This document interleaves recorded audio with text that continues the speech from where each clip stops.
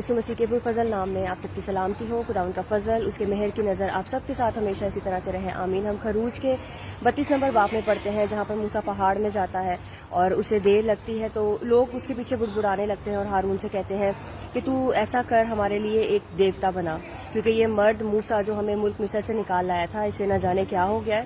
اور ہارون ان سے کہتا ہے کہ تم سونا اکٹھا کرو اپنے بچوں سے، اپنی بیویوں سے، اور پھر وہ ڈھالی ہوئی ایک بچڑے کی مورت بناتا ہے جس کی صورت لکھا ہے چھینی سے ٹھیک کی جاتی ہے، اور کہتے ہیں کہ یہ ہمارے لیے دیوتا بنا تاکہ وہ ہمارے آگے آگے چلے.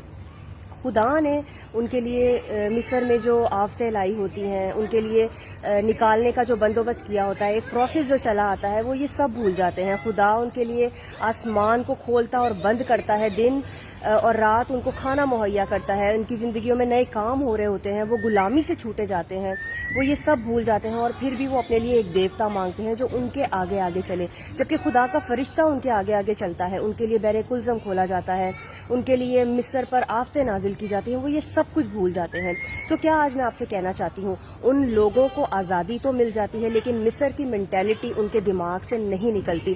ہمارے ساتھ بھی زندگی میں یا ہمارے آس پاس کے لوگوں کے ساتھ اس طرح ہم ہوتا ہوا بھی دیکھتے ہیں، ہم خود بھی اس چیز کو ایکسپیرینس کرتے ہیں کہ بہت سی چیزوں کو ہم اپنی زندگی میں سے نکال نہیں پاتے، ہم اپنی زندگی میں سے حسد کو نہیں نکال پاتے، ہم اپنی زندگی میں سے مقابلے بازی کو نہیں نکال پاتے، اور سب سے بڑی ایک جو بری چیز ہے، ایک جو بدرو ہے، وہ ہے جھوٹ کی. ہم جھوٹ بولنا نہیں چھوڑ پاتے، ہم چھوٹی چھوٹی باتوں میں جھوٹ بولتے ہیں، لوگوں کو مینیپولیٹ کرتے ہیں. ہم سمجھتے ہیں کہ ہم انسانوں کے آگے سچے بن جائیں، اور خدا ہمیں نہیں دیکھ رہا. خدا ہمیں اندر اور باہر سے جانتا ہے، اور خدا موسیٰ کو، جب موسیٰ پہاڑ پر ہوتا ہے، خدا اسے کہتا ہے وہ قوم، وہ لوگ جن کو تو مصر سے نکال لایا تھا، وہ بگڑ گئے ہیں.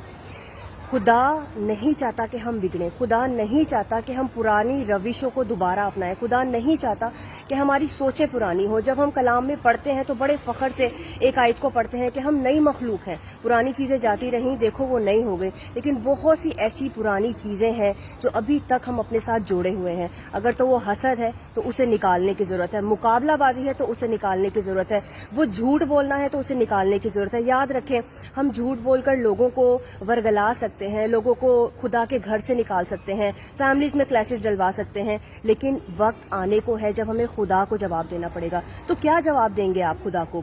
وہ خدا جب یہ قوم وہ دیوتا بناتی ہے اور خدا کی نافرمانی کرتی ہے، اور ایسا ہی چلا آتا ہے، خدا کہتا ہے یہ گردن کش قوم ہے. اور ہوتا کیا ہے کہ وہ قوم، اس قوم میں سے سارے لوگ مارے جاتے ہیں، ان سب کو خدا غارت کر دیتا ہے، ان سب کو خدا ختم کر دیتا ہے. خدا ایک نئی قوم کو کھڑا کرتا ہے جو کہ وعدہ کی ہوئی سرزمین تک پہنچتے ہیں. موسیٰ کے ساتھ خدا کے وعدے ہوتے ہیں، لیکن موسیٰ بھی اپنی ایک چھوٹی سی غلطی کی وجہ سے اس وعدہ کی ہوئی سرزمین تک نہیں پہنچ سکتا. خدا کے جو وعدے آپ کی زندگی میں ہیں، اگر آپ کو اسے لینا ہے تو اپنی پرانی چیزوں کو اپنی زندگی میں سے نکالنے کی ضرورت ہے، پھر چاہے وہ جھوٹ ہے، حسد ہے، مقابلہ بازی ہے. یاد رکھیں، آپ ایک انسان کے آگے کھڑے نہیں ہو سکتے، کیونکہ خدا نے اپنی مرضی اس کے اندر رکھی ہوئی ہے. خدا نے بھی ایک پلان ہر انسان کے اندر ڈالا ہے، اور خدا کے پلان میں کوئی ہاتھ نہیں ڈال سکتا.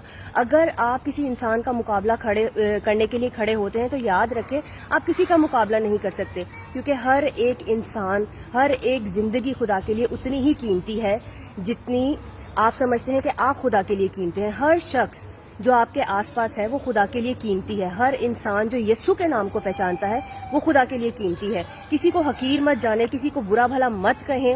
یہ یاد رکھیں کہ جو خدا معجزے کرتا ہے، جو خدا آپ کی زندگی میں کام کرتا ہے، جب اس خدا کو غصہ آتا ہے تو اس کی لعنت بھی نسل در نسل ہوتی ہے.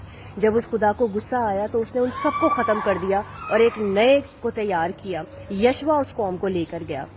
تو آج میں آپ سے کہنا چاہتی ہوں کہ پرانی چیزوں کو اپنی زندگی سے نکالنے کی ضرورت ہے. انہوں نے کہا کہ ایک دیوتا ہمارے لیے بنا دے جو ہمیں ہماری رہنمائی کرے، جو ہمارے آگے ہو کر چلے. وہ بھول گئے کہ خدا ان کے ساتھ تھا، وہ بھول گئے کہ خدا کی قوت ان کے ساتھ تھی. خدا کی قوت ہر انسان میں بستی ہے، خدا کی قوت ہر انسان کو پروٹیکٹ کیے ہوئے ہے.